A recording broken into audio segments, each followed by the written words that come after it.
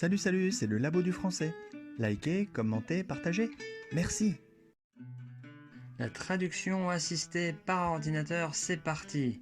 Difficulté 6. Eh oui, 6. Aujourd'hui, Google Translate et les autres. Rappelez-vous les conditions de travail du traducteur avant l'ordinateur. La machine à écrire, le papier carbone pour taper 2 exemplaires à la fois, la gomme à effacer, l'encre en cas d'erreur. Et puis l'ordinateur est arrivé et a divisé le temps de travail du traducteur par 2 ou 3. Les logiciels d'aide à la traduction ont commencé à apparaître. Ils faisaient des lexiques pour le traducteur avec des phrases complètes pour donner un contexte très utile au traducteur. Le logiciel garde en mémoire ses propres traductions passées.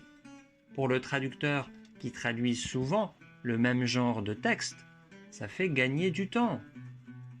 Et puis, Google Translate est apparu. C'est le même principe, mais sur Internet.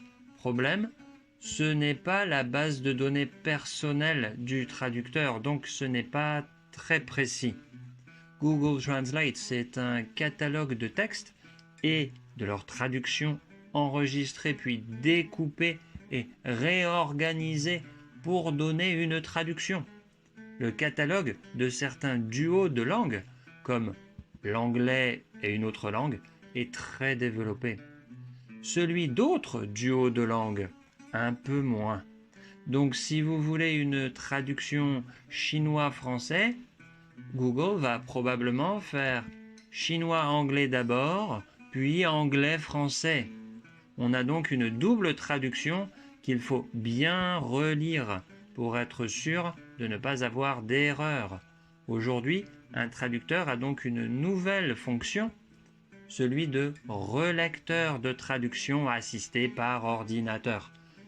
On peut croire que c'est moins difficile que traduire, mais comme quelquefois la traduction assistée par ordinateur contient beaucoup de fautes, le traducteur doit retraduire certains passages.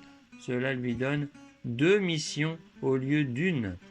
Selon les textes, Google Translate fait déjà un travail très acceptable.